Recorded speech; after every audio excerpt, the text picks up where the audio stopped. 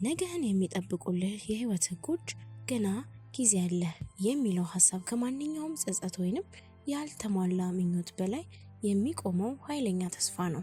ሰዎች ብዙውን ጊዜ በህይወታቸው አንድ ወቅት ላይ ከደረሱ በኋላ ትላልቅ ለውጦችን ለማድረግ አዲስ ነገር ለመጀመር ወይንም ስህተቶችን ለማረም በጣም ዘግይቷል ብለው ያስባሉ። ሆኖም ይህ አስተሳሰብ የአእምሮ ወጥመድ ብቻ ነው። እውነታው ግን የህይወት ለውጥ ወይንም እድገት የሚመጣው በመጀመሪያው እድሜ ሳይሆን በመወሰንና በወጥነት ነው። ህይወታችን የተጻፈበት መጽሐፍ ገና ያልተጻፉ ምዕራፎች አሉት እና አዲሱ ምዕራፍ በድፍረትና በዓላማ መጻፍ የሚጀምረው አሁን ነው። ጤናችንን ለማሻሻል፣ ግንኙነቶችን ለመጠገን፣ አዲስ ክህሎቶችን ለመማር ወይንም የገንዘብ ነፃነትን ለማግኘት የሚያስችል በቂ ጊዜ ሁል ጊዜም አለ። የህይወታችን ስኬት የሚወሰነው በቀሪው ጊዜ ሳይሆን በቀሪው ጊዜ ውስጥ ባለው ስኬት ነው። ብዙ ሰዎች ለትልልቅ ለውጦች ዘግይተናል የሚል ስሜት የሚሰማቸው ፍጽምናን በመጠበቅና ፈጣን ውጤት ስለሚፈልጉ ነው።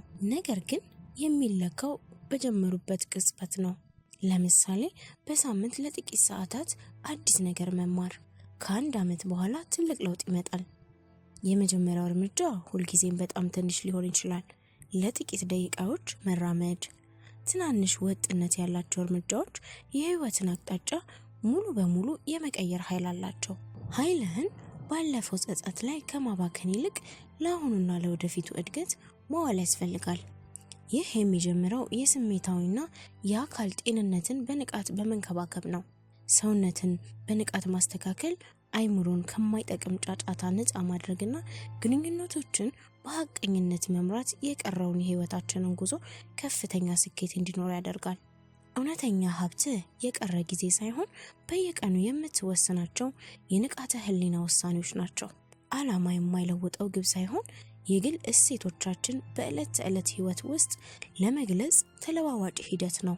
ለምሳሌ ዓላማ ዕውቀትን ማጋራት ከሆነ ይህንን በስራ ቦታ በበጎ ፈቃድ ስራ ወይንም የቤተሰብ ታሪክን በመመዝገብ መግለጽ ትችላለህ። ይህ አስተሳሰብ ለማንኛውም እድሜ ተስማሚ የሆነና አሁን ባለንበት ሁኔታ ውስጥ ሊጀምሩ የሚችሉ አዳዲስ እድሎችን ይከፍታል። በህይወት ውስጥ ትልቁ ጸጸት በጊዜ ያልተፈቱ ወይንም በፍርሃት የተበላሹ ግንኙነቶች ናቸው። ጊዜው ያለፈበት መስሎ ቢታይም እንኳ አንድ ሐቀኛና ቅንነት ያለበት ውይይት ለዓመታት የቆየውን ርቀት ሊያጠፋ ይችላል። ግንኙነቶችን መጠገን የስሜታዊ ሸክምን ከህይወት ላይ ከማንሳት ባሻገር ለቀሪው ጉዞ ጠንካራ የድጋፍ መረብ ይፈጥራል። ይህንን ለማድረግ ምርጥ ጊዜ የሚባለው አሁን ነው። የአሁን ጊዜ መርህ የጊዜን ፍልስፍና እንደገና መወሰን ይጠይቃል። ብዙ ሰዎች ጊዜን የሚያዩት በየቀኑ የሚቀንስ አድርገው ነው። ሆኖም ይልቁንስ ጊዜን ለእድገትና ለለውጥ የሚያገለግል ኃይል አድርጎ መመልከት ያስፈልጋል።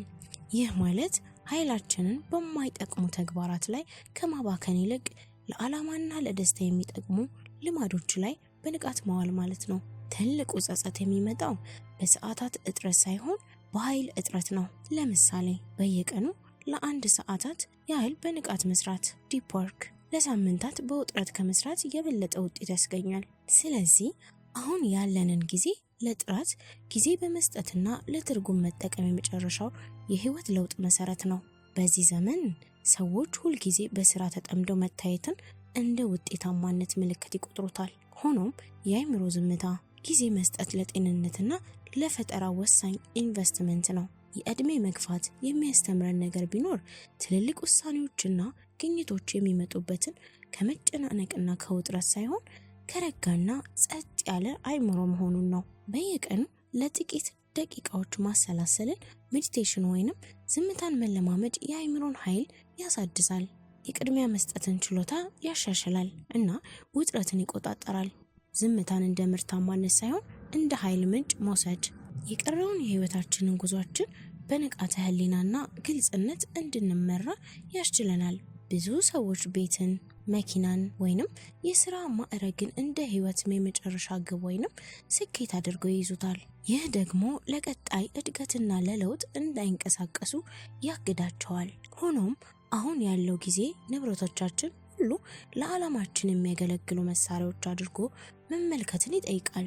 ለምሳሌ ቤትህን ለራስህ ወይንም ለሌሎች የፈጠራ ቦታ አድርጎ መጠቀም፣ ወይንም የተገኘውን ገንዘብ ለጊዜያዊ እርካታ ሳይሆን ከአይምሮ ሰላምና ለፋይናንስ ነፃነት ኢንቨስት ማድረግ ነው። ይህ የአስተሳሰብ ለውጥ ንብረቶችና ከመገደብ ይልቅ ነፃ የማውጣት አቅም እንዳላቸው እንድንገነዘብ ያስችለናል። ይህም በማንኛውም እድሜ ትልቅ የህይወት ለውጥ ያመጣል። ብዙ ሰዎች በአንድ የህይወት ምዕራፍ መጨረሻ ማንነታቸውን በቀድሞ ሚናቸው ይገልጻሉ። ይህ ደግሞ ባዶነትና ትርጉም ማጣት እንዲሰማቸው ያደርጋል። አሁን ያለው ጊዜ ከሁሉም ማህበራዊ ግዴታዎች ነፃ የሆነ የእውነተኛ ፍላጎትና የጥበብ ማንነትን የመግለጽ እድል ይሰጣል። ይህ ማለት እኔ ሁል ጊዜ ይህ ነበርኩ የሚለውን አስተሳሰብ ትቶ ዛሬ ማን መሆን እችላለሁ የሚለውን ጥያቄ በየቀኑ መጠየቅ ማለት ነው። ይህ ውሳኔ በኃይለኛ እድሜ ላይ ያለውን የህይወት ጉዞ አዲስ፣ አስደሳችና ያልተገደበ ያደርገዋል። ብዙ ሰዎች ህይወታቸውን የሚያሳልፉት ሌሎች ከኛ የሚጠብቁት ወይንም ማህበራዊ ስርዓቶችን በመከተል ነው። ይህ ልማድ በግፊት የሚደረጉ ስራዎችን ያበዛል። ይህም ለግል እርካታ የሚሆን ጊዜን ያሳጣል።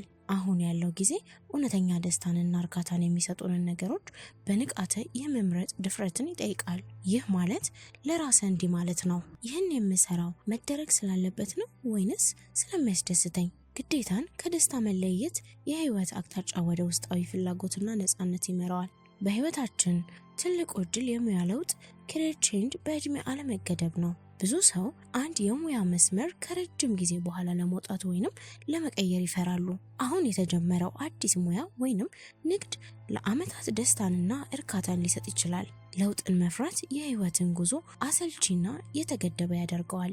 የድፍረት ውሳኔ ግን በየትኛውም እድሜ ቢሆን አስደሳች ያደርገዋል። አሁን ያለው ጊዜ ያለፉትን ስህተቶችን በማሰላሰልና እነሱን ወደ ጠቃሚ የህይወት መመሪያ የመቀየር እድል ይሰጣል። ይህ ማለት ራሳችንን ያለ ወቀሳ የመገምገምና ስህተት የተፈጠረበትን ዋና ምክንያት የመለየት ድፍረትን ይጠይቃል።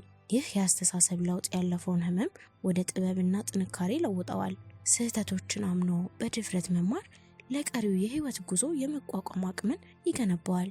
ሌላው ወሳኝ እድል ራሳችንን ከማህበራዊ ንጽጽር ነፃ ማድረግ ነው። ብዙ ሰዎች ህይወታቸውን የሚያሳልፉት የሌሎችን ስኬት በገንዘብ፣ በቤተሰብ ወይንም በስራ ከራሳቸው ውስጣዊ ጉዞ ጋር በማነጻጸር ነው። ይህ ልማድ ቋሚ ቅሬታንና አለመርካትን ይፈጥራል። የሌሎችን ስኬት ማድነቅ እንችላለን፣ ነገር ግን ያ ስኬት የእኛን ዋጋ እንደማይወስን መረዳት አለብን። ራሳችንን ከንጽጽር ነፃ ማውጣት የውስጣችንን ሰላም እንድንመልስና ባለን ነገር ላይ ብቻ እንድናተኮር ያስችለናል። በወጣትነት ጊዜያችንን ሁሉ በስራና በቤት ውስጥ በማሳለፍ የተፈጥሮን የመረጋጋት ኃይል ችላ እንላለን። ሆኖም አሁን ያለው ጊዜ በየቀኑ ለተፈጥሮ ጊዜ መስጠት የአእምሮን ጭንቀት ለመቀነስ እና የአካላዊ ጤንነትን ለማሻሻል ወሳኝ መሆኑን ያስገነዝበናል። በየቀኑ ለጥቂት ደቂቃዎችም ቢሆን በንቃት ውጪ በመውጣት ንጹህ አየር ለመተንፈስና የፀሐይ ብርሃንን መቀበል የውስጣችንን ኃይልና ሰላም ይመልሳል።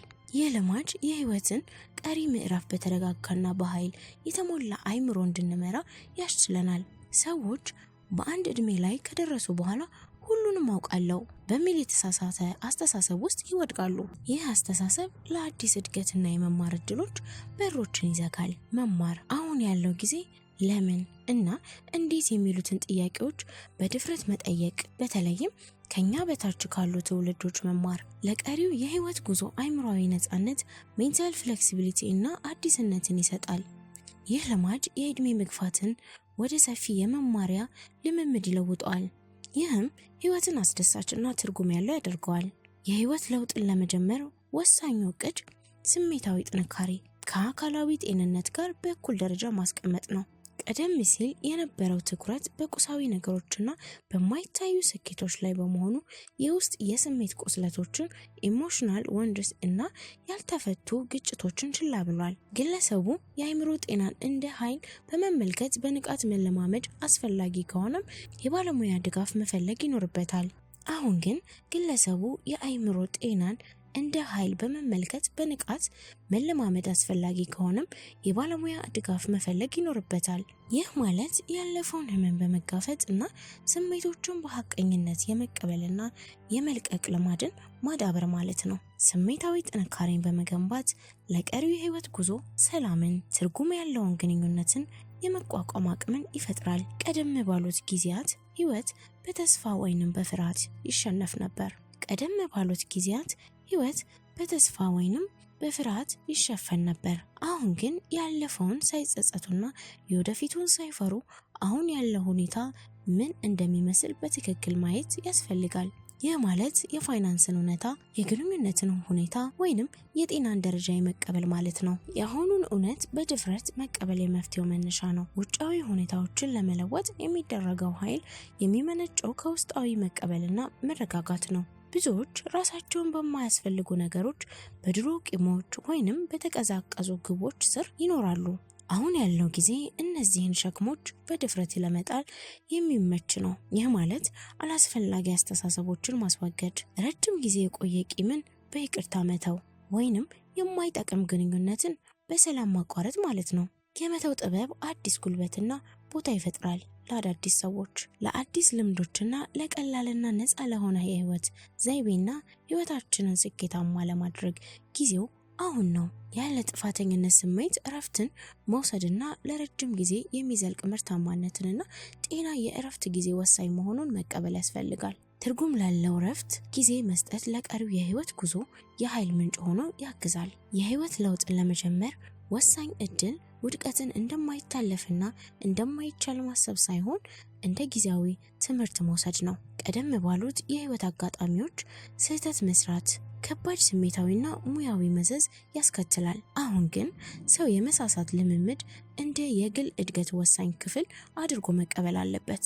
ይህ ማለት በአዲስ ሙከራዎች ውስጥ ስህተቶችን በድፍረት መጋፈጥ፣ ስሜታዊ ምላሽን መቀነስና ከስህተታችን ምን እንደተማርን በንቃት መገምገም ማለት ነው። የውድቀትን ስሜት እንደገና መግለጽ ያለ ፍርሃት የመሞከርን ነፃነት ይሰጣል። ይህም ቀሪውን የህይወት ጉዞ በፈጠራና በድፍረት ለመምራት ያስችለናል። የህይወት ለውጥ የሚጀምረው ከውስጥ በሚደረግ የአመለካከት ለውጥ ነው። ከዚህ ቀደም የነበረው ትኩረት ባጡ ነገሮች ወይንም ባላገኘናቸው ስኬቶች ላይ ያነጣጠረ ሊሆን ይችላል። አሁን ግን ምስጋናን ግራቲቲዩድ እንደ የዘውትር ልምምድ መውሰድ የህይወትን ጥራት በእጅጉ ይለውጣል።